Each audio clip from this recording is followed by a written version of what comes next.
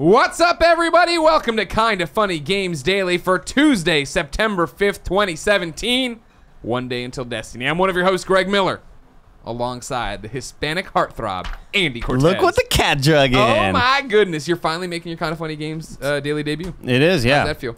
It's a huge day for me. Yeah? Been counting down the days. Sure. Mostly because it's Destiny Day. We have Destiny. Yeah. If you're watching live on twitch.tv/kindafunnygames as we record this show, as you can, we're going to take a break after we record and then come back and stream Destiny 2 this afternoon. You and I getting in there, tearing it up. This is going to be, we're going to do like a 10-minute show? That's or? about right. That's okay, about right. Yeah, cool. Of course. The girls just did the morning show. They went super long. I'm like, yeah. Of all the days, please. I mean, yeah. Come on. You know fucking have some common decency, man. I'm excited for you to do the show with me. Yeah. I know you've been worried before. You were like, I don't want to do this. I don't know if I'm capable of doing it. And I know you're capable. I know you can do this, Andy Cortez. Morning show is my vibe. Sure, yeah. Fuck around. Guitar. Farts. Yeah, farts and stuff, yeah. Just farting all over this set. You've played a lot of games, and you've made a game, though. You've worked on a game. Worked on 2 games. There you go. So you know stuff. I think you're going to be okay. We'll see. I mean, it would have been nice if you dressed up a little bit. We'll see how it goes. What are you gonna do? If you didn't know, ladies and gentlemen, this is Kinda Funny Games Daily. Each and every weekday on a variety of platforms, we run you through the nerdy video game news you need to know about. We give you perspective. We answer your questions. We read your bad PSN names, and we have a good time. If you want to be a part of that, you can watch it live as we record it at twitch.tv/kindafunnygames. But we don't look at the chat because we're making a polished podcast. Instead, you have to go to kindafunny.com/you're-wrong. Tell us what we screw up as we screw it up so that everyone who watches on youtube.com/kindafunnygames or listens on podcast services around the globe gets the show and the record corrected and has one great thing to look at. Housekeeping for you. Party mode is up right now. Up on that Patreon. Patreon.com/kindafunnygames. $1. It's a really good episode. So, like, if you buy Destiny for $60, yeah, you can get Destiny and Party Mode for $61. That's a great bundle. That is a great bundle. It's a good right bundle. Now. It's up at GameStop. They're bundling them together. Okay, okay. And remember, yeah, after this on Twitch and throughout the week, every afternoon on Kinda Funny Games over on Twitch TV, we're going to be streaming Destiny and having a good time. For now, though, let's begin the show with what is and forever will be the Roper Report. Time for some news. There are 7 items on the the Roper Report. I got all excited. Somebody's doing it next to me again. A baker's dozen. Number 1. Marvel's Avengers game has some details, kind of. A NeoGAF user found him. IGN boiled him down into an excellent article that I'm going to read to you and then discuss. Crystal Dynamics' upcoming Avengers game will feature social, shared, online play, and will, at least in some combat sections, resemble a third-person cover-based action-adventure game. Back in January, Marvel announced that it was entering into a multi-year, multi-game partnership with Square Enix, the first product of which was announced as an upcoming Avengers game. Very few details were announced at the time, and the game has remained quietly in development ever since, but now it seems that we might have our first idea of the direction in which the game is headed. Thanks to NeoGAF user Nerolac, we have a couple. What? I nailed it? Yeah, you nailed it, dude. Thanks, Fuck buddy. yeah, That's man. what I like to see. We have a couple of job postings from Square Enix subsidiary Crystal Dynamics for the upcoming game, which is currently referred to as the Avengers Project. One posting asked for applicants for a lead level designer position focusing on level development. The posting specifically refers to fun and unique online experiences and also asks for an understanding of the social implications of shared gameplay, as well as referencing various game modes and campaigns. The other posting is looking for an experienced combat designer who will work with the rest of the team to plan, prototype, and build combat systems that directly apply to a third-person, cover-based action-adventure game. Looking at these 2 postings together, we can start to get an idea of what sort of game that's in development. It certainly seems, this is IGN, as though the game will be online, perhaps hinting at an MMO, particularly considering the emphasis in the job description of shared gameplay and a variety of modes and campaigns. Could we be seeing a variation of Destiny's Fireteam setup style, but with superheroes rather than Guardians? How will this mesh with the larger-than-life superheroics of the Avengers, particularly in the more epic characters such as Thor or the Hulk, is already a topic of hot discussion on the NeoGAF thread. It's possible, of course, that these job postings are for different aspects of the game. Crystal Dynamics' Tomb Raider proved able to forge a successful story mode alongside a standalone multiplayer experience, and perhaps that's the direction the studio is leaning. With no further details, it's all speculation for now, but the requirement for the combat designer to plan and build combat systems applies the game is still a ways off. No release date or platform has been announced, but the Avengers Project, whatever it becomes, is expected to arrive sometime in 2018, which I think is a direct contradiction to what you just said. The requirement of the combat designer to plan and build combat systems implies the game is still a way off complete. Because if you don't know what the combat's going to be, it's trouble. That's a system you need to get in. That's and tweak a pretty stuff. giant thing for a game like that. Andy, what's your take from this? When they mentioned Destiny sort of style fire team stuff, I don't see how that would work unless you were creating your own superhero to kind of fight along the Avengers. Sure. And so it would be you and your other made-up heroes with your friends or whatever. Yeah. Because I see a weird situation online where, like, what if there's like 2 Hulks and a Thor? Like, I don't know that. Well, see, that's my thing around it. When they start leaning into it here, and they're like, it certainly seems that the game will be online, perhaps hitting at an MMO. Under no circumstance do I think this is an MMO. They are not gonna. They already have Marvel Heroes, right? Or Marvel Heroes Omega, however you want to call it. And that is a game where you can have several Spider-Men in the same room, and the game explains it away as like, well, reality's kind of falling apart on itself here, so that's why you might see other versions of yourself, and it won't be a big deal. For this, I think you're thinking of it in a very interesting way. I would think it would be a merging of perhaps Destiny and then what a traditional superhero game would be. All right, this is it's a story-based narrative we're going through, and it's a mission like this is Thor and the Hulk have to go out and fight, blah, blah, blah, blah, blah. So that's a thing where if you want to do something online, a friend joins you for that match, and you guys pick who you are and go out there and do that thing. Rather than it be, I'm playing as Hulk, that's who I am. Because when they announced this game, for me, what it was, before I thought of any of the online stuff, was just going to be another Marvel story third-person game, third-person action, where I am put into roles that I need to be put into. So I am Captain America for this level or this area. I am Iron Man for this. Very almost Lego sort of style where they something to that in effect. certain missions they kind of make you. I would think more of think of if Uncharted had several. If this sounds weird, but several Nathan Drakes. Like there's several main characters to the Uncharted that you get, and we knew we could play as them all from the get-go. Sully. Yeah, exactly. But they set up what Uncharted was. You're never gonna get back to that. Sully is like the guy from Agents of S.H.I.E.L.D., the one who dies. Agent Coulson? Coulson, yeah. No way. He's Sully's way more powerful. Coulson. No way. You figure Nathan Drake would be the Iron Man of this thing, and then Sully would be like Captain America. He's in there. He's in the fight. So. He's doing stuff. You know what I mean? The thing that kind of worries me is with this whole third-person cover-based stuff. Yeah. I think third-person cover-based. I think Mass Effect, Gears of War. Sure. Where you are controlling a gun and shooting at things. Yeah. When you're Thor, what are you doing? Like you're really powerful. See, I think you're being too literal in the way. My takeaway from this is that they need different combat systems for every hero, which means levels are then built around, right? So I want to send Thor and Iron Man out on a mission or whatever. I'm making a narrative that they can do because they can both fly, so they're in the air. Okay. But I do have then we're gonna do another one, right? It's Tony Stark, it's Iron Man, he's fighting Skrulls or whoever the hell it is, right? But the suit's power has been depleted, his flight system's offline. So now it is a third-person cover thing of you're running through, pew, pew, pew, pew, and then you slam into cover, right? And you reach around the corner and shoot like that with your ion blasters, your gauntlets, I don't know. What does he call these things? I'm a DC kid, I don't know. His gloves. Iron Man gauntlets. Mega Blast. His Iron Man Mega Blast. Yeah. He's got the Omega beam in his chest. Trademarked. Yeah. Trademarked. I think that's where it gets interesting. But then it's also like, is that... You figure Crystal Dynamics, right? Tomb Raider. So great at telling you the story and giving you cool gameplay. And I would be worried, especially as you're talking about here, well, IGN's talking about here of like, okay, cool. They need to figure out a combat system. 2018, that's not going to happen. That's not realistic. But then also, is it just going to be too much? Is the game I'm currently trying to wrap my head around based on this article too jarring, too split up, I never get in a rhythm with anybody, right? And that's the problem you face in terms of, hey, we're gonna give you a game that has you playing as 5 different superheroes, which could be cool, but in the one I'm pitching, you're not getting the choice of who you play as necessarily. Almost Battlefield 1-esque with the vignettes and stuff like that. And that could be interesting, but is that too fractured as it to tell you? I mean, there were times in Battlefield 1 where I'm like, I really wish I could do more of that other vignette instead of this.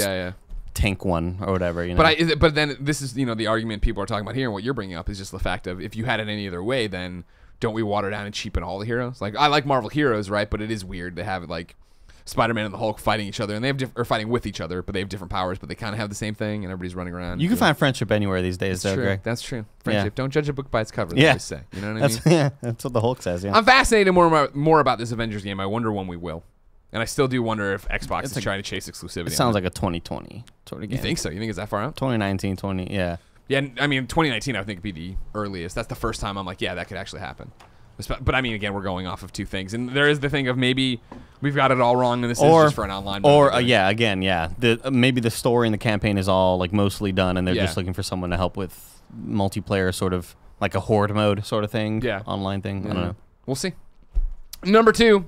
Switch is still beating the crap out of PlayStation 4 in Japan when you compare the first 26 weeks, which I know sounds goofy, but it's interesting. Via Kotaku, this is coming up from 2CH. Is that 2chan? I don't even know what that is. Never heard of the site before. But Never heard of it. Over, I think, in Japan that reports numbers and stuff. So, Andy, if you look down here, you see the 1 through 26. This is sales, right, through the first 26 weeks, comparing PlayStation 4's first 26 to Switch's current first 26. It's interesting. PlayStation only pulls ahead of the Switch in terms of this in week 2. Otherwise, Switch is out there just wrecking shop, destroying it, and continuing to go crazy. Well, is that due to like scarcity or anything like that? I mean, you would think not, because they're selling so many, right? Weeks 14 to 26, Sony is in the 4 digits where it's like 8,000, 9,000, 7,000, 6,000, and Switch is 27,000, 98,000, 87,000. That's kind of It's remarkable. Crazy. Yeah. So here's the part Kotaku wrote with all these things. The total sales for the PlayStation 4 in its first 26 weeks on sale in Japan is just, I'm going to round up, to 666,000 units sold. The PlayStation 4 has been a very successful console for Sony in Japan with healthy sales. The Switch's sales figure are healthier. In its first 26 weeks on sale in Japan, the Nintendo Switch has sold 1.5 million units, more than 1.5 million units. In comparison, it took Sony 69 weeks in Japan to hit 1.5 units sold. That's crazy. Healthier compared to healthy. Yeah, exactly. And that's where it gets interesting now in terms of where the Switch is going to net out, what it means, right? I think we've all, this generation, this console cycle, has been like, man, PlayStation 4, what a runaway success. More than 60 million units sold. But if Switch is putting up these numbers now, Switch is still so scarce around here in America. And if they can mildly keep up with demand, who knows? I mean, the sky's the limit for this fucking console. Holiday's going to be super interesting to see how many they can have out there and how much they actually sell. There are some available right now. Yeah. I know that, like, on Twitter, everybody's saying Best Buy has some available. Yeah, we had a best friend write in this week asking for, trying to get it for somebody and, like, having, pinging the crowd of, like, who knows where it is and where you can find it. I think we are starting to turn the corner on the inventory supply issue. And that's the thing is, like, it's great, but it's right at holiday, right? So now as the demand increases, does the supply they're doing, is that going to be fine, or is every Joe, Jack, and Harry going to be out there getting one? You know what I'm saying? Joe, Jack, and Harry. Ever hear that one? I'm not. Tom, Dick, and isn't normally. I don't. Whatever. Tom, Dick, and Stanley or something like that. I think it's Tom, Dick, and Harry. Tom, Dick, and Harry. Yeah. Joe, Jack, and Harry. Nice. They never get enough love. No, they never do. Nobody cares about those guys. Number 3. This is a very basic one, but I'm going to read just some stats here. I want you guys to know. I want you to be abreast of the situation. Ubisoft is opening another studio in Quebec. This is Saginaw, right? That's what I keep saying, but that's not how they want to say it. Jen was correcting it on the morning show. How do I say it, Jen? Now say it in American. How is that? Saguenay. Saguenay. Okay. Thank you. What was the second thing she added onto it? Who knows? No, it doesn't matter. Earlier this month, Ubisoft, of course, revealed Ubisoft Stockholm. They'll be working with Massive Entertainment on its new Avatar title. I'm getting all my information here from IGN, by the way. The focus of the new Saguenay studio is on online services and technologies. It's not just an academic investment. It looks as though Saguenay will be involved in creating games in some form or other. Job listings on the official Saguenay site. Again, this is all in French and then translated. Currently advertised positions for online engineers, software engineers, level designers, and level artists, specifically looking for designers with AAA experience. There have been no announcements as of yet on whether the studio will be working on games currently in development or new titles, with the studio itself not opening officially until next year. It's unlikely we'll hear anything before then. Ubisoft Saguenay is expected to create 125 jobs over the next 5 years. In addition to this new studio, Ubisoft has announced their intention to open a 5th studio in the region, in addition to Saguenay and the already opened Montreal, Quebec, and Toronto, as well as further 1,000 jobs, the 125 in Saguenay, and an additional 875 for expansions to Quebec and Montreal, the unannounced 5th studio. Crazy, right? What do you think is coming down the pipe for them? I have no idea. I mean, you figure what's interesting about it, right? This is going to be online services and technologies. I imagine they'll have something to do with making. They don't sound like they're going to be making games to me personally, and especially like sort of cloud technology. I think it's supporting everything else that is a Ubisoft game. You know what I mean? Like, that you play. Think about. Oh God, fuck you play into the ground. Please stop making you play a thing. But the fact that like they found such success with Rainbow Six and Division and Wildlands and For Honor. It's like for years we've said, oh, it's a Ubisoft game, which you meant, oh, okay, cool, like not, Rabbids notwithstanding, okay, cool, it's an Assassin's Creed, it's a Far Cry, it's a Watch Dogs, but Watch Dogs online is such a big part of that. Assassin's Creed always has some online mode tacked in there. I think now you're seeing them turn the corner, like we're saying, into, but man, there's a lot of money behind games as services. And The Division and Wildlands and, I mean, even The Crew to an extent, what they're doing with The Crew too. I really wonder if when we see, how long is it before we see an Assassin's Creed that is more like The Division, if that makes sense? I don't know how that exactly works, but you are an assassin, you make your own, you come back to a hub and you're running around talking to other people. Your little fire team. Before you go off on missions to take on other people. Yeah, like I think that would be more interesting and that would be more up the alley of what they're talking about here with online services and technologies, especially as they just want to make all that run better. I picture like multiplayer with that just sort of being like a beat 'em up brawler type game. Because Yeah. I mean, what sort of bosses could they throw at you that wouldn't just be I would humans? think it would be more like, think of if I was going to make an Assassin's Creed online service game in the style of The Division or whatever, right? The missions I would send you out on would be more like Hitman. In terms of like, all right, cool, we have to take out all these guys. They're all, they all are in communication with each other. Coordinated and shit. Exactly. We only have a certain amount of time to do this. So everybody perches and jumps off and does that. And maybe those are only like, similar to like Unit 13. Those are like, the MVP missions or whatever. You then break off and go do your single player stuff to make your character better, make your assassin more. But that'd actually be cool. Just like everybody's golf. Just like everybody's golf. Exactly. Like you get better clubs. And, you're upgrading your stabby stabs and all this, your hidden blades and stuff. It'll be interesting to see what they do, but it's crazy to see. Ubisoft is so fascinating in the way they are expanding like crazy. I feel like they're doing a great job. I really do feel like I love the majority of games that come out of there and the ideas they're chasing, but then also the fact that Vivendi's breathing down their neck and buying up this stock, and this hostile takeover always seems to be in the wind, but it never is. And then you got Yves Guillemot out all the time talking about how great things are, teasing a Splinter Cell game, all these different things because he wants you to know that Ubisoft is doing well and we're there and you should invest in us and you should help us fight these guys. Yeah. The fact that Ghost Recon Wildlands has sold as well as it has, and it's kind of like a sleeper bestseller game. Yeah, it's one that I think for most of us came and went, and we didn't think twice about it, and then you look at the numbers like, holy shit, this thing it's still selling. Yeah. I think that's good for them. It's an interesting thing of what is we've been talking a lot about on this show about PlayStation 4 Pro, Xbox One X, generation cycles, right?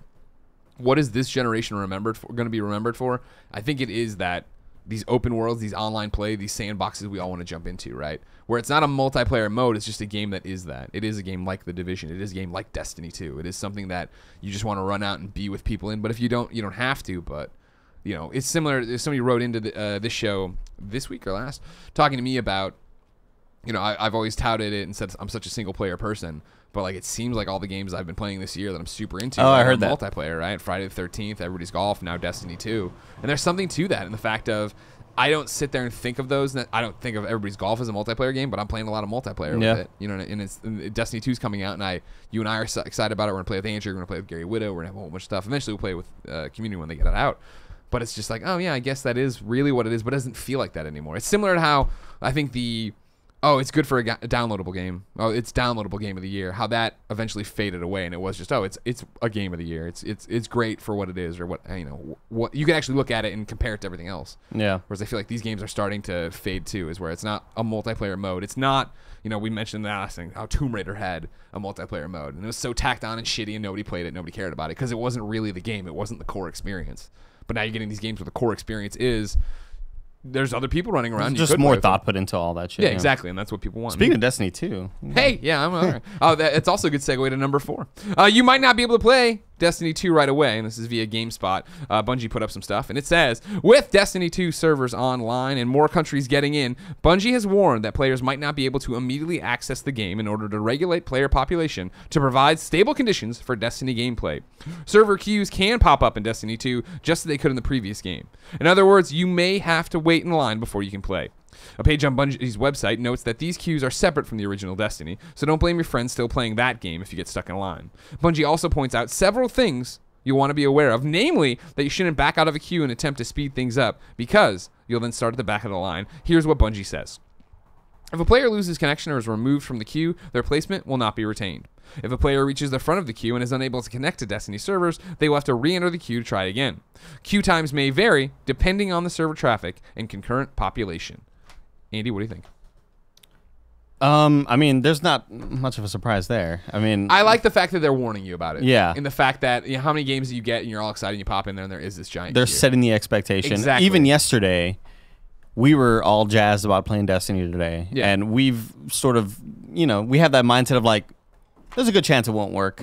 Let's prepare in case something happens. Yeah, I jumped down there and kicked the tires this morning, and I could log in, and okay, great. And it seems like this is going to go. Yeah. And like today will be fine. It's tonight at midnight, right? When the game or 9 o'clock for us. When the game pops for everybody, that'll be, I think, when the servers really get tested. And you see I mean, even Destiny 1, though, there wasn't Destiny 1 worked really well. Problem. Yeah. But again, I think this is, Bungie doing it right in a way that so many people fuck up. Of just communicate, just talk to them. You know what I mean? I think the most powerful piece of feedback I got when I asked about how to run a community was from Jeremy Dunham on the final PS I Love You XOXO. And he was like, we just talk. Even if you don't have the answer, just tell them you're listening, that you're there. Because we were doing that poorly for Kind of Funny before, Kind of Funny Live, before the town hall, before, Joey was full-time and stuff. Where I saw tons of threads and didn't have time. I just chimed in on a Reddit today because somebody was upset that there were ads in Kind of Funny Games Daily. And it was that thing of, I don't have time to give you the response you deserve right now. I'm sorry, but I do see this and I understand what you're saying. But luckily, the majority of people already there were like, it's fine. This is how this happens. This is how business is run. I haven't listened to a podcast in the last 7 years that doesn't have that. Awesome Nick wrote into kindoffunny.com/KFGD just like you can. It says, hello, Greg, and my sweet candy Andy. The long wait is finally over, as Destiny 2 will finally be available for console players tonight. But I'm waiting to play on PC. So how can all us PC nerds possibly wait and avoid spoilers for nearly 2 months? Do you think Bungie or Activision have done enough to get fans to double dip? Should they have delayed the game on console to at least make it the wait more reasonable, like the week or so it was for Watch Dogs 2? Or have they just mismanaged with Vicarious Visions who are handling the PC port? From what I've played in the PC beta, it will definitely be worth the wait, but I think 2 months is getting a little ridiculous. Awesome Nick. That's a big gap. Yeah, that is a big gap, but I don't think this is that type of game where it's not like Star Wars spoilers are out. I don't think the story is going to be that important. Yeah. And it's not something that I'm super worried about. It's something that I'd rather not see beforehand, obviously, but 2 months is a giant wait, and that kind of sucks. Yeah. It feels really good, though, on PC, man.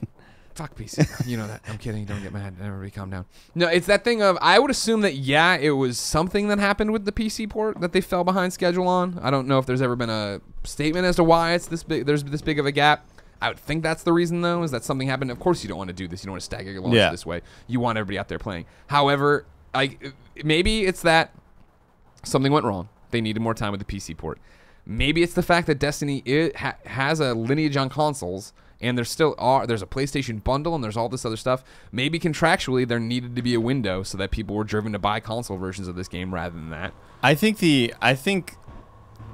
there's a huge worry with PC because, 2 months is an amount of time where if you told me, hey, you can't play this game for 2 months, I'll probably just lose interest in it. If it's not like the hot thing that everybody's playing and everybody has to talk about, and it's that water cooler sort of game, 2 months is enough for me. Where I just don't know. But we also have to think about Destiny 2 being on PC is kind of a bonus thing for their bottom line. They're gonna sell a hell of a lot in consoles, right? Yeah. They're it being on PC is just kind of like icing on the cake. It's definitely one of those two where if I am the hardest of hardcore Destiny players and suddenly there's a version of the game I love running at 60 frames per second, maybe I'm motivated to buy it again and play it again. Because again, to your point, and correct me if I'm wrong out there, people who are super into Destiny. I know you were super into Destiny. When I started it up and they were recapping everything that happened with the Destiny, when Destiny 2 starts and it's recapping everything with Destiny 1, I was like, I guess I kind of remember that. And it was it's vanilla stuff. It's not like the expansions. It was for me, Destiny's story was always such a backseat. That's not what it was, because it was paper thin, and it was it's one of those games similar to GTA Online, right? Where it's the story and what I talk to people about is what I did in the game. Running around and having this thing, and when Panda must save me at the last second, or when Scott Loeb got me through this, or when we were playing with this rando who didn't know what he was doing, that's what the water cooler moments, right? I also think the story took more of a backseat because you're playing with friends online, and you do there's a cutscene, and then you're right back into a party with friends, and you're all joking around. Yeah, and it's hard to really sit there and absorb all that information. Yeah. Yeah, I don't know, but is 2 months kind of too? Do you think there'll be?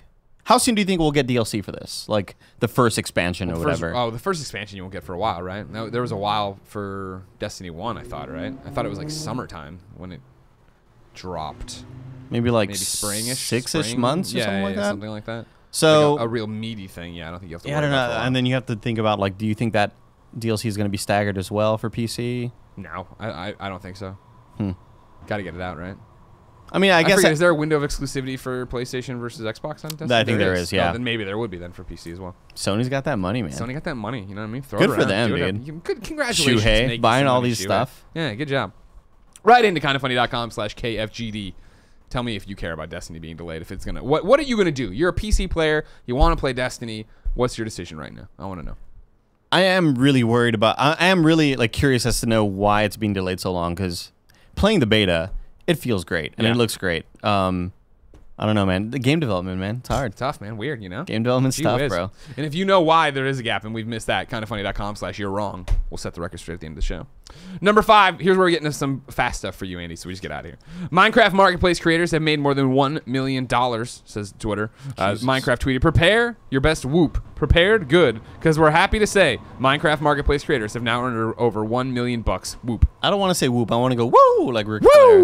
Because Ric Flair is not dead yet. No. Good for him. Yeah, good. He came back. Came back strong. Woo! Congratulations to you Minecraft Marketplace creators if you're doing that. That's one of those things that as a casual Minecraft player, didn't even know it was a real thing going on. I mean, I heard about it when they did it. Never got into that game. Man, go get them. Really? Yeah. No. You should give it a shot. It's fun. Play on your Switch. I tried playing on PC at one point. Yeah, but PC. That's your problem. Play on a Switch now. You got buttons. No, I mean, I tried playing this back when I was like really into WoW. Yeah.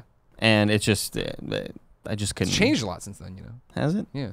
Huh. It's more easy to understand, to get into. I'll make a world with you. Nah, I'm good. Number 6, Knack 2 reviews are in, and they're pretty middle of the road. GameSpot had the review roundup. Polygon gave it a 7.5 out of 10. IGN gave it a 7.2 out of 10. All right. Destructoid gave it a 5.5 out of 10. Games Radar, 3 out of 5. VentureBeat, 80 out of 100. Last I saw on Metacritic, about a 71. You gonna play that Knack 2?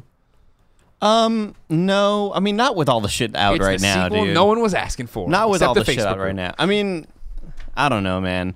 Destiny 2's out. I'm like replaying Horizon Zero Dawn. Yeah.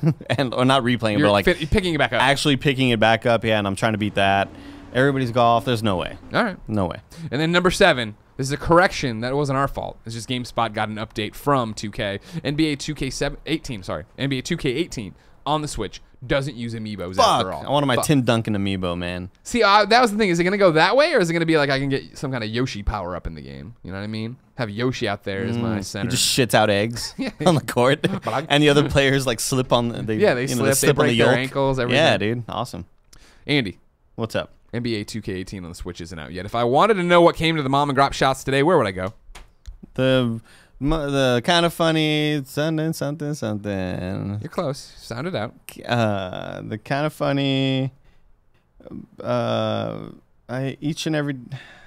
You're getting there. You're right on top The of it. official list of upcoming software across each and every platform, as listed by the Kind of Funny Games Daily Show hosts each and every weekday. Yeah. Now here's where we get interesting. As you notice, I didn't list any games there. It was on my thing. This is the first time this ever happened to me, where I slipped through the cracks today trying to get the morning show ready, do all these different things. So then I'm like, no big deal. I'll go to my bookmarks. I bookmark the Kotaku story every week. It tells me all the games. Apparently, Out today, Knack 2.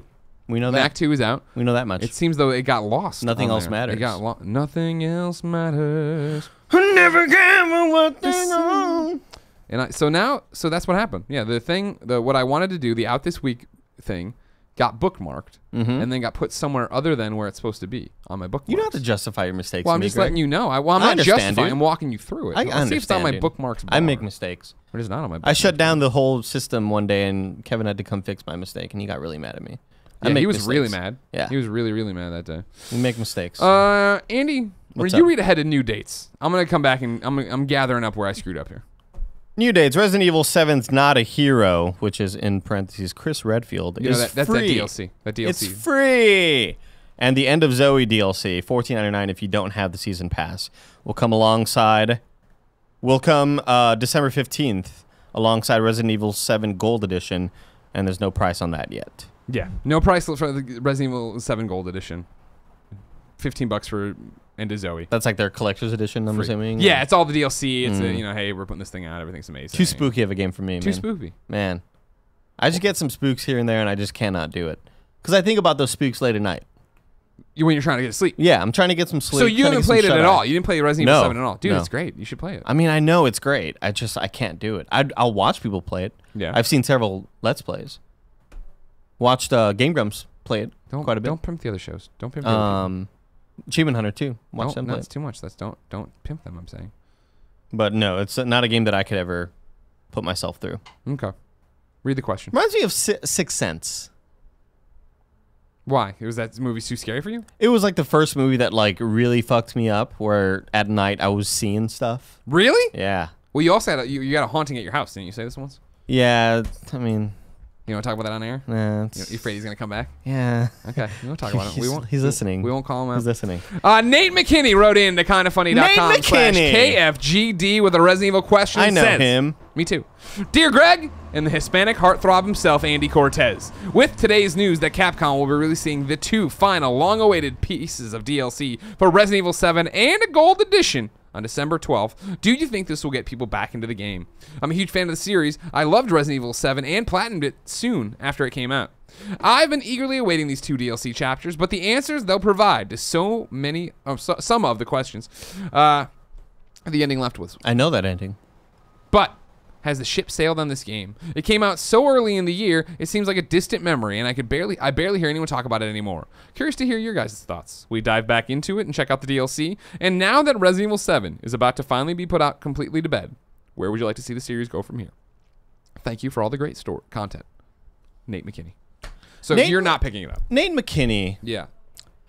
Kind of, he seems like the type of guy who's really into horror movies. Okay. Like, he's the type that, like, on fucking Thursday night, midnight, he'll go see The Haunting of Dr. Skrillex. Dr. Skrillex. Yeah. Like, he's that type of person who will be, like, who doesn't love a good horror movie? He's a horror aficionado. You know we're all going to go see it this week. You're coming with us. Are we? You got to come. You got to come. I'll hold your hand. Okay. Okay. All right, I'm down. You got to get into it. You're not going to give this a shot, though, this time around, are you? Oh, no, this game, no, God, no. Yeah. No, but I do think that there's something to it coming out in this time of the year where people will want to be playing it for their sort of game of the year discussions. And Halloween too. Yeah. And it's going to play 12th, which doesn't help. But, you know, it's going to play great for Let's Plays and shit like that. People Sure. are going to want to hang out with their friends and eat some poppycock, you know, stuff like that. Popcorn, You ever heard of poppycock? Yeah, I've heard of popcorn. Poppycock. It's like caramel. This is not a joke. I don't know why I'm laughing. It's hard to take you seriously when you're trying to tell me what poppycock is. Poppycock is like caramel popcorn with like pecans, and it's all it's a sweet snack. Okay. It's a sweet snack. But yeah, a lot of kids these days eating the poppycock. To Nate's question here, a lot of people do seem. I remember, I think on one of these shows we talked about Resident Evil 7 in terms of it coming out this year, and I was like, that came out this year? Like, that feels like a lifetime ago. Great game, and I love it. I don't personally. I played through it, loved it. Played half of it in VR. Had a great time with it. You laughing about poppycock? I'm still laughing about poppycock. And when I got to the end of it, I didn't have. It wasn't a game where the story was like so engaging that I had questions about it. So like for you, Nate, where you're like, oh, I hope this DLC answers questions. I don't remember what the questions were. Like I had a great time playing the game. It was a great experience. It was scary. It was spoopy.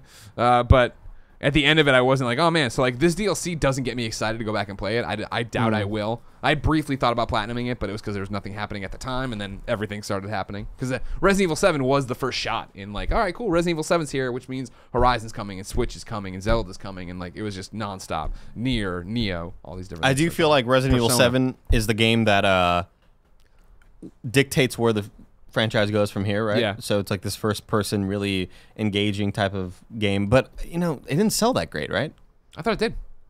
I could have sworn Capcom put out numbers and it was like maybe 3 million sold or something like that. Kindoffunny.com / you're wrong. I'm probably wrong. Correction on sales there. I don't know if you're wrong or right. I'm saying I don't know if that meant. But so it's one. I think obviously the critical acclaim there was a lot of critical acclaim, but I don't think enough fans bought it to maybe tell them, hey, we got to do another game just like this one. Or maybe it just takes it like, hey, people will eventually come around. Where Resident Evil 7 goes from here, my hope would be it's one of two ways. Well, I guess these aren't mutually exclusive. I hope that it's the next Resident Evil 7, 8, or Resident Evil 8, whatever or just Resident Evil again. Jump in there and tell me another contained story that I don't need to know the entire history of the Umbrella Corporation. I don't need to know. I'm in here. There's this fucked up family. What is going on? Okay. There's questions, sure, and I don't know who this. Oh, this is a weird twist at the end. Right. That's fine, but keep me on that kind of thing where it's another episode of Resident Evil, if that makes sense. And then personally, what I'd love to see them do is tell me another episode of Resident Evil, but have it be zombies still, but have it be normal zombies. I can't fucking stand Resident Evil when it goes from Raccoon City's overrun with zombies and I'm a cop. That's fucking rad. Resident Evil 2, what a great concept. And then it is all these other fucking weird ass mutated monsters that have nothing to do with it, and it becomes this giant, okay, now we're going this way. Keep it simple. You've had weird ghosts in this one. You have all this goofy shit happening in this one. Be goofy in this one. It's just a zombie outbreak, and we have to figure out what's going on and stop it. But are you still looking for like first-person shooter? Perspective, I don't care as much about. I would love to see a third-person Resident Evil that doesn't control like a tank and feel like shit. You know what I mean? That's what Resident Evil 1, Resident Evil 2, the remakes on GameCube, and I'm talking about obviously early on. That's what turned me off to them. Like those are games I should have fucking been all over. They were on PlayStation when I had my PlayStation. I love zombies. The zombie movies are my favorite horror movie. I tried to play Resident Evil 2, and I was like, I can't get over how this controls, and that was terrible. And even Resident Evil 4, which I know is so lauded, I didn't enjoy the controls for either. It was another, like, ugh, this is a hurdle for me. Okay. So more like Gears of War, cover tactics sort of shit? That'd be nice. Yeah. It doesn't have to be fast. It doesn't have to be fast-paced. It just has to feel fluid. Yeah. I just felt so stiff and everything in one of these games. You want those running zombies. Yeah, I mean, and that's the thing is like now we're just now we've already talked a lot of super zombies. It's like Dying Light already. You know what I mean? Like when I have that game, they introduced those on the GameCube version, right? Resident Evil Zombies. Yeah, the remake on GameCube. They had the red heads or eyes or whatever. Yeah, I think those were introduced there. Okay, I'm not Resident Evil aficionado to let you know. Closing out new dates as well.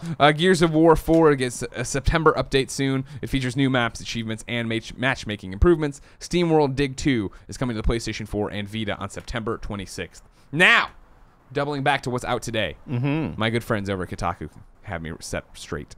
Lego Worlds is on Switch. RBI Baseball 17 is on Switch. Knack 2 is on PlayStation 4.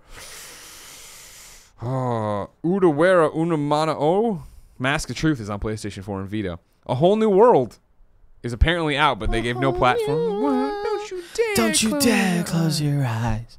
Antico Lost, PlayStation 4 and Vita. Don't Knock Twice, Xbox One, PS4, PSVR. Gun Ducky Industries on PlayStation 4. Licky the Lucky Lizard Lives Again on Vita. The Lost Bear on PlayStation VR. Songbringer on PlayStation 4. Squish and the Corrupted Crystal on Xbox One, and Spectrum on PlayStation 4. Andy. Andy. Yeah. What I want you to do is keep in mind Songbringer. Keep an open mind. Keep Songbringer on the tip of your tongue right now. I will, Greg Miller. Because there's a question in Reader Mail about Songbringer. Perfect. In one of your favorite games, Hyper Light Drifter. Perfect. So what I want you to do is find that question while I tell you that Reader Mail is brought to you by DraftKings. You've been waiting for this since February 6th. Football season is here, and there's no better way to get closer to the game and your love of it than with DraftKings 1 Week Fantasy Football. To celebrate, DraftKings is hosting a $100,000 contest this Sunday that is totally free to enter, and if you draft the perfect lineup, you can win $1 billion. Choose between public contests and big cash prizes. With a B?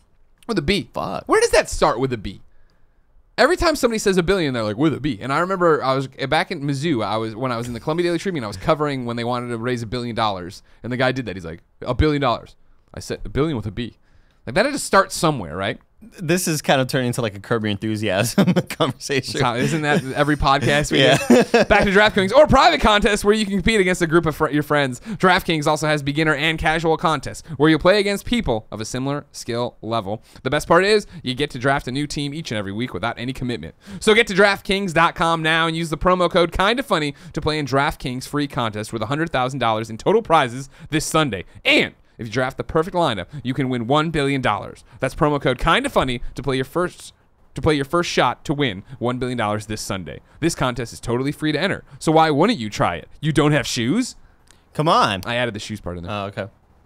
DraftKings, the game inside the game. Eligibility restrictions apply. See DraftKings.com for details. I always wanted to say that. You know what I mean? I had my fantasy draft the other day. How'd it go? It was all auto-picked because I didn't know it was happening. Well, all right, that's trouble. That's not how you want to do it usually. Not really happy about my team. Did you find the Songbringer question? I sure did. Lay it on me. From Lucid Dream. I asked, please ask Andy for his overall thoughts on Songbringer and Hyperlight Drifter, and then have him contrast them. Thanks, bruh. Can't really do that for you. Okay. What I can say is that Hyperlight Drifter, upon beating it a couple weeks ago, I already gave it, I put it in my top, I think it was like my number 3 game of the year, like number 3 in my list, right, from last year, 2016. Yeah. But I had only beaten like 60% of it. Okay. And then I went back and beat it a couple weeks ago, and I have thus included that Hyperlight Drifter is one of my favorite games of all time. Wow. Big words. Mechanically sound, the boss fights are incredible. I fucking adore that game. So I am like a week removed from beating it. No, actually, I think I might be like a couple days removed from beating it. Okay.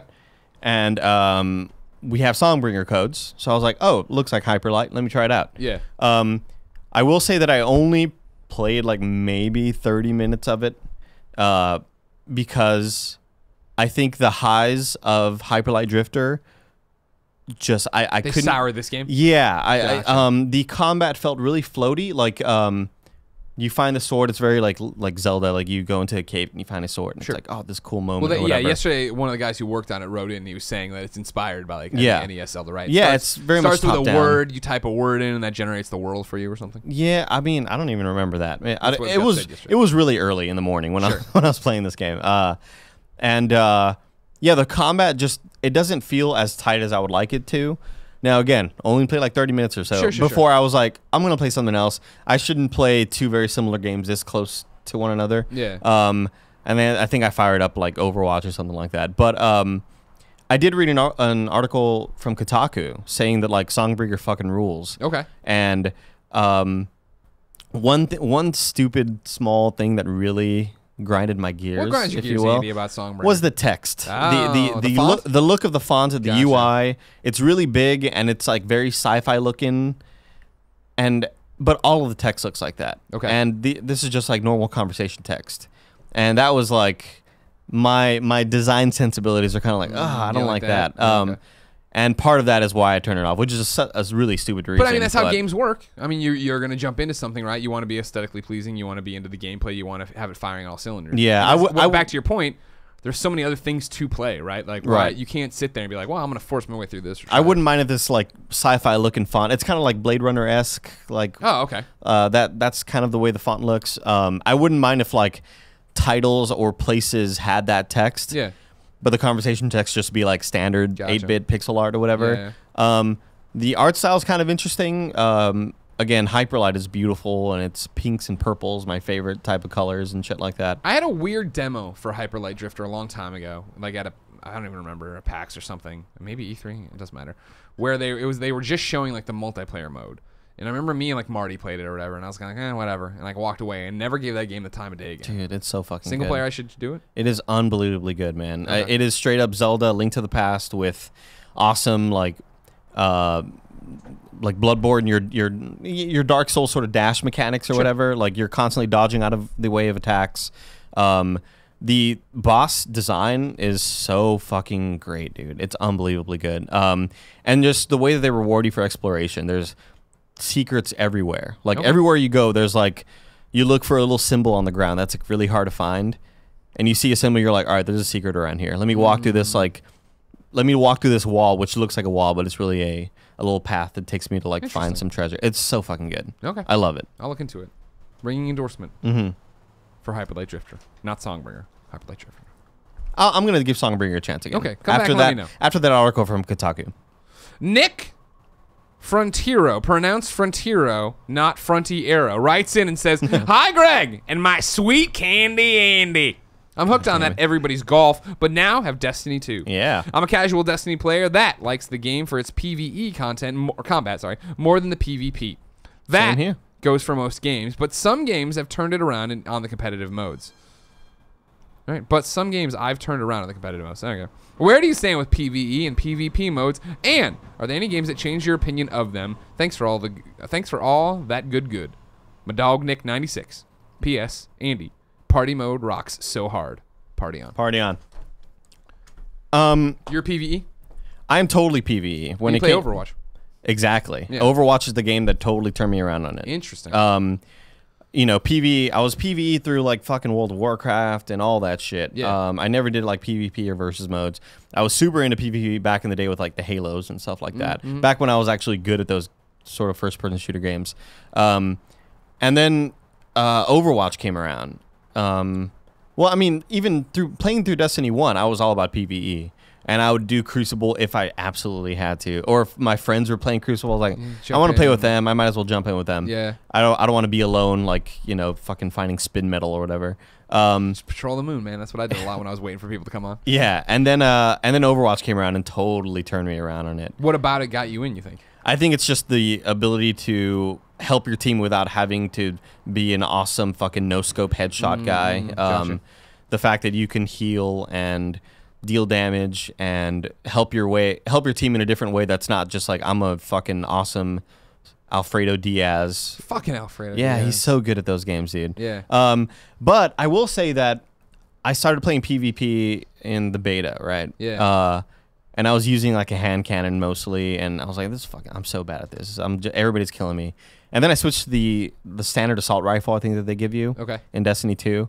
And I was fucking killing it. Yeah. And I had like a couple games in a row, but I do think it's like some of the aim assist helps out a lot. Sure. And sometimes you just locked onto people without really like trying. But I do think I'm going to give PvP a lot more of a chance in Destiny 2? In Destiny 2. Oh, wow. Yeah. Why? I know that if you want to get like rare shit, you have to do Crucible and you have to take part in that sort of bullshit. Yeah, that's the thing is I'm a PvE person. Yeah. Like I can't stand PvP and for most games. I get so frustrated with it. Because that's the thing is like I never tried it. I don't want to play that like Destiny or Division with the Dark Zone. Like I never really wanted to go in and fuck with, and like for the trophies I did, it was such a pain in the butt. And then Destiny, the original one, I loved playing with people. I love cooperative experiences and having the same experience. But like Crucible, I only went into once or twice because somebody needed something or that's what the group was doing. I'm like, all right. But then the game's like Friday the 13th is competitive to an extent. You know what I mean? But I enjoy it because I'm working as a team against one Jason. Yeah, and that's a different sort of PvP, I know, but yeah. that's one of the ones that speaks to me. And that's why I like Overwatch. In the 700 hours I put in a DC Universe Online, right? I never did PvP. I never wanted to go do their like, you can in this mode you can, simulate yourself as Batman and play somebody. I'm like, I don't want to fucking do that. I want to keep going and be my person, do my thing. I will say that as far as PvP goes, I started playing some of that Call of Duty World War II beta over the weekend. It's just the same. Playing it reminded me why I fucking hate playing games like that online against other people, because everybody's just so much better than me. But God, it's gorgeous and it's fucking violent and like brutal at times, man. Yeah, like getting shot by people, it feels like somehow more violent than it's ever felt. But it's awesome. I played like 2 games and I was like 6 to 8 KD ratio, and then like 8 and 6 KD ratio. It was like, I wish I was better at this shit. Yeah, man. exactly. That's the I thing really where wish I was better at this. Yeah, stuff. I don't have the time to commit to this. That's a game where it's totally all about the single player for me. Call of Duty World War II. Andy, I want to piggyback off this question because it started with Hooked on Everybody's Golf, and we went into that. You and I are super into Everybody's Golf. Have you heard about the rumored things happening at rank 7 No. of Everybody's Golf? Andrew wrote in. I saw this over the weekend. We weren't together. Andrew writes in with a novel. And I meant to edit this before the show, but ran out of time. So I'm going to edit on the fly, which means it'll be herky-jerky. Stick with me. Okay. Andrew writes in to kindafunny.com/KFGD, just like you can. It says, "Hi, guys. I know everyone at Kinda Funny is really up on Everybody's Golf. I am enjoying it as well, and I'm currently working my way through the ranks. Last week, it sounded like no one at your office had hit max rank yet either. We haven't. Well, the other day, I saw something a best friend posted on the Kinda Funny subreddit. It was a link to NeoGAF, which I also saw, and that's where I got my information, and described what happens once you reach golf rank 7. Essentially, you are given new, custom clubs that cannot be leveled through playing golf, but instead through tickets and gems which are purchased via microtransactions or by finding gems on the courses, which max at 5 a day, and you need 10 to increase a stat by 2 levels. This means either paying a lot of money to level your clubs to be competitive, or spending months grinding gems instead of golfing, not to mention there is a random element to it all as well. It can make your clubs even stronger. These clubs also wear out and need to be repaired. I really don't mind microtransactions for cosmetic items, which the game also contains, but it feels really disingenuous to hide this pay-to-win endgame structure behind 7 ranks of grinding. This was not reported anywhere when I'm sorry, this was not reported on anywhere I saw, and even during launch week, information on the game seemed to be limited online. Maybe the information was available somewhere, but it certainly wasn't easily available.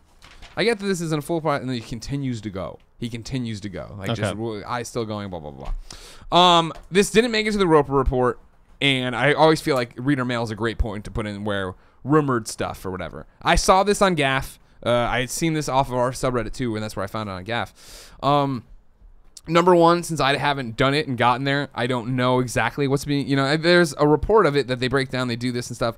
Does it lock me out of my old clubs? Like the clubs I have powered level, those aren't taken away from me, right? Because when I set off to play the game, I get to choose which clubs I use. Right. And so my initial thought then was like, all right. And then what if I understand the Gaff article breaks it down in terms of like, yeah, okay, so these gems max out. Have you found these when you're playing on open courses? I haven't found gem. I just found coins and stuff like that. If but I have seen the whole ticketing stuff when you go to the shop. Exactly. And I didn't understand that until I jumped into open courses and I picked up some gems on the course. I was like, okay, I don't understand what these are yet, but the game will explain it to me eventually.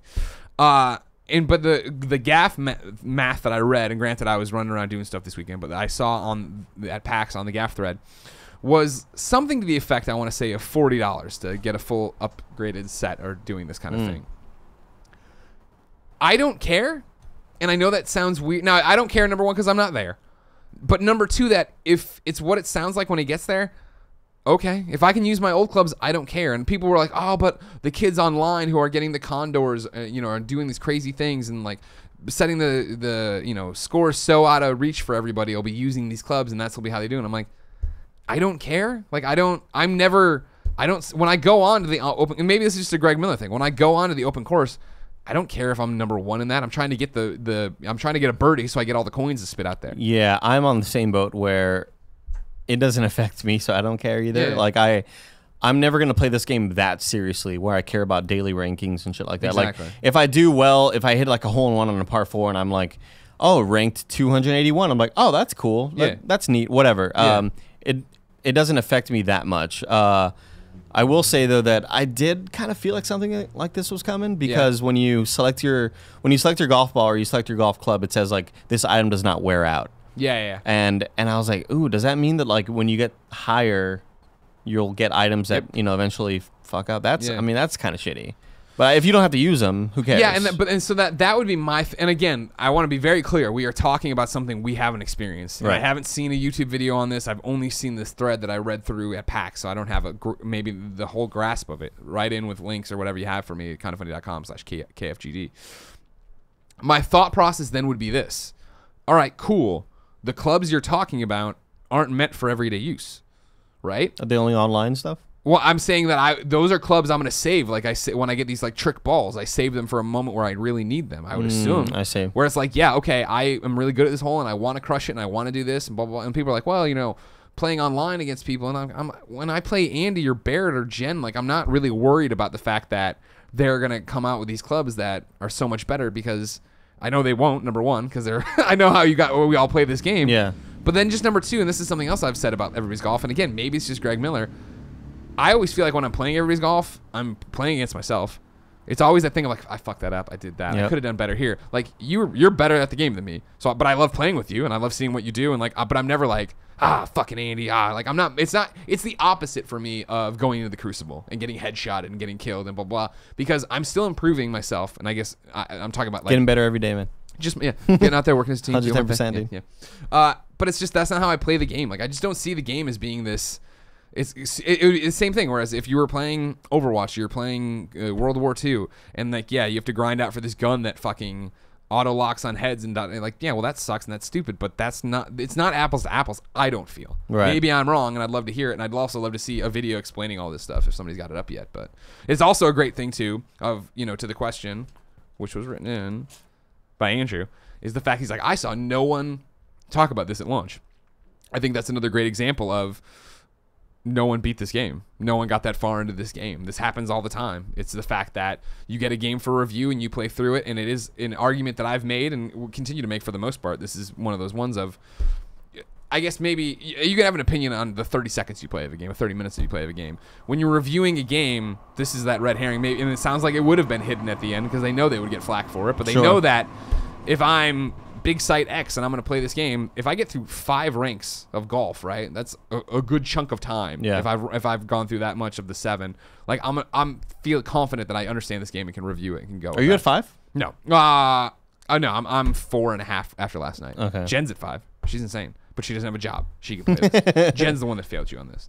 So we'll keep our eye on this one. When I finally get there, we'll have something to say about it. Or if, like I said, if I can get a video about it explaining it a little bit better, maybe that'd be good because I just can't visualize what's happening. Andy, What's up? it's time to squat up. This is where you have to look at kindafunny.com/you're wrong. I need you to look at kindafunny.com/you're wrong while I read this. I'm headed. Thanks. Squad Up, of course, is where you write into kindafunny.com/KFGD and you give me your name, your username, your platform of choice, the game you're playing, and why you need help. I read it here. The best friends find you. They befriend you. You all play games together. Everyone has a good time. Luis Sanchez writes in. He's on PlayStation 4. His username is Mr. Sanchez90. That's a great one. He says, with Destiny 2 coming up, I'm going to need some help from the best friends. I have a group I play with, but at times we need help. So I'm asking for some support from the best friends. Thank you. Again, that's Luis, or maybe Luis Sanchez. PlayStation 4, Mr. Sanchez, all one word, MrSanChez 90. Needs help in Destiny 2, PlayStation 4. I'm sure a few of you are going to play that. Get out there and do it. And as you know, we record this show live on twitch.tv/kindoffunnygames, but we don't let people like yourself watching live right now write in during it. You have to go to kindoffunny.com/you're wrong. Tell us what we screwed up as we screw it up so we can set the record straight for everybody on youtube.com/kindoffunnygames and podcast services around the globe. What did we get wrong? Iron Man's weapons are in fact not called Iron Man Mega Blasts. Oh, really? They are called repulsors or repulsor blasts. Like Rita repulsors. Yeah, exactly. It's a weird tie-in. Yeah, it's a weird tie-in. I didn't know that was in this universe. Let's see. There's one here from Unsexiest Comedian, We know Cameron Abbott. 2CH is a Japanese image board. That was the inspiration for the founder of 4chan. Oh, thank you. That's interesting. I didn't know that. Good job, Cameron. Very cool. Destiny's first expansion, The Curse of Osiris, is coming out this December per Kotaku. Okay. Oh, that's right. I remember seeing Jason Schreier talking about that. I like that, Jason Schreier. Yeah, me too. Let's see here. The first expansion for Destiny, The Dark Below, was released in December of 2014, 3 months after launch. All right, right there. Let's see. Going on. There's some more Destiny. What's going on? Yeah, some more Destiny posts about DLC. You guys got to pay attention to who posted before you. The reason Destiny 2 is being delayed, volumetric fog. That's right. Is that where that comes No. from? Oh. No, God, no. Resident Evil 7. Oh, sales? We're talking about sales here? Yes. As of March 31st, it sold 3.5 million. They wanted to hit 10 million, the highest being Resident Evil 5, which hit 7.2 million. Okay, then yeah. It's estimated they're probably around 5 million by now. Okay. Which is kind of reminds me, but not well, amazing. it reminds me of Metal Gear Solid 5, where Metal Gear Solid 5 sold around 5 or 6 which is good, but it's for the amount of money that they poured into it. Sure. It and wasn't the hype and the way people talk about this game. Exactly. Yeah. Cool. That's it? That's it. Not too shabby. It's time for a new segment. It's called Kinda Funny Games Daily Fucked Me. This is from Mark Luck. Mark Luck writes in and says, Did we squat up? We did squat up. I read that while you looked at the thing. Ah, See, yes, it's you a did. perfect transition. Ah, very nice. Dear Greg, and hey, Anthony. Hey, I'm Anthony Carboni. Let's get Say something about Star Wars. Luke Owens. Great. I have a pretty egregious "you're wrong" from the Friday show. You left out our game, Volantia. Out of the list of games released on September 1st. I know it's an easy to miss launch since it's coming to a bundle first. So my question is this. As a small indie dev from South Africa, it's impossible for me to make it all the way to the conferences in the US to try to show off my game. This would bankrupt me. Even though I know that's where the best exposure is. So what should smaller indie devs do to have an impact? Love all the shows. All the best, Mark. That's so tough. That's really tough, especially when it's in a bundle. You don't even tell me. Here's the thing, Mark. You always hear me talk about patreon.com/kindoffunnygames, sure, it's a right? humble bundle or something. I fucking shove it in everywhere. I shove in promotion nonstop about at Twitters and all Yeah. this stuff. Whereas you All didn't the even mention orifices. what bundle Volantia, Volantia, is in. That's something to get into there. Here's the other thing, if you've noticed, Mark, that you're now the second developer in a row to have your game talked about on this show because you wrote in to say, hey, I made a game and here it is. Reach out to people you care about. The worst thing you can do is send out a boring ass press release, auto-generate like, "Hi, Greg." I'm like, "Oh, well, this guy doesn't know who I am or Hi, what I like." Andres Cortez. Yeah, exactly. No, exactly. Like, reach out to people you listen to, follow to. Shovel Knight found a lot of success getting on IGN because they knew it was a Colin Moriarty game. They knew Colin would be all over that game, so they reached out. The amount of people who hit me up and like, "Hey, I'm working on this game and it would be perfect for party mode," or "Hey, I'm working on this game and it's a lot like Gone Home and I know how much you love that." Talk directly to the people you already care about to do that and let them champion it. Let them get it out there. Get codes to people, have them make stuff. Especially with how many games are getting released every day. Yeah. Yeah, it's tough to do that, but we wish you the best, Mark. Yeah. His last name, Luck? Yeah, apparently. Wish you the best luck. Well, is best it Mark? And then he has I didn't try to he put in quotes, Mark. Equitas? Yeah, does that mean luck in South African? I don't know. Okay. There's a saying that was made by a band called, I think they were called, I'm looking it up, Greg. All right, you look it up. While you do that, I'm going to thank Mark for supporting us and thank Lisa for sponsoring this episode. Whether you're upgrading your home, your health, or your state of mind, there is one surprising item that belongs on your shopping list. It's from a mattress. Boondock Saints. Oh, thank you. With over 10,000 five-star reviews, the Lisa mattress is in a league of its own when it comes to combining quality, innovation, and making a difference. The Lisa mattress is 100% American-made and delivered compressed in a box to your front door. Andy and I just carried one upstairs for Joey Noel. Feels very high quality. Feels high quality. I'm hoping by the time we get out of here, Joey's drunk enough on mimosas, she's opened it up and we can lay on it and see how it is and give it a test run. It is thoroughly crafted with high quality materials to create what Lisa calls their universal adaptive feel. Its 3 foam layers provide support, pressure relief, and cooling that adapts to all body shapes, sizes, and sleeping styles. Yes, it's amazing. What you feel on one side of the mattress will be different than what your partner feels, and thanks to their memory foam layer, you can completely avoid motion disturbance, often claimed and caused by tossing and turning on different schedules. Do you like motion disturbance, Andy? No. God, no. The Lisa mattress is ordered online and shipped free to your door within days. The Lisa mattress compares with other brands that cost hundreds of thousands of dollars more, but because they don't believe in all the unnecessary extras, Lisa's prices start at just $525. For an extra $100 off, go to lisa.com/kindafunny and enter the promo code kindafunny. That's Lisa, LEESA.com/kindafunny, promo code kindafunny. Andy. I wish I had one of those. Yeah, Tim screwed you out of it, right? Tim screwed me out of it, man. Tim screws us out of a lot of things. I know. Fucker. What a fucker. What a fucking asshole Yeah. Gettys is. You know what I mean? Hope he's having fun in Hawaii. I know. Idiot. Andy, you want to end this show and play some Destiny 2?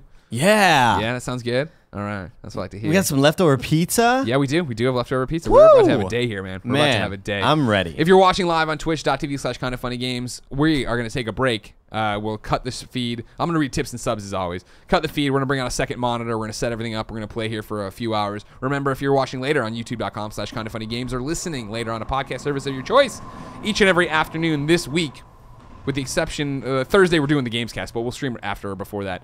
We're going to play Destiny right here and hang out with all of you. So you have a reason to come to twitch.tv/kindafunnygames, including the reason that tomorrow's host is Anthony Carboni on Kinda Funny Games Daily. Star Wars! Is that the way he laughs? Kind of like? Kind of. It's not great, but it's close. Uncle Owen and Aunt Beru. All right, ladies and gentlemen, if you didn't know, this has been Kinda Funny Games Daily each and every weekday here on a variety of platforms. We run you through the nerdy video game news you need to know about before giving you our thoughts, opinions, perspective, and more. Please be a part of the show. Write in to kindafunny.com/KFGD. Watch it live. Tell us we're wrong. Have some fun. Bad PSN names. Tell us about your games. Buy mattresses. Until next time. Buy some mattresses. Buy a mattress. Dude, if you buy a bunch, you can make a wrestling ring. I'm just saying. Yeah, easy, dude. It's so simple. Fucking easy. A caveman could do it. Ladies and gentlemen, until next time, it's been our pleasure to serve you.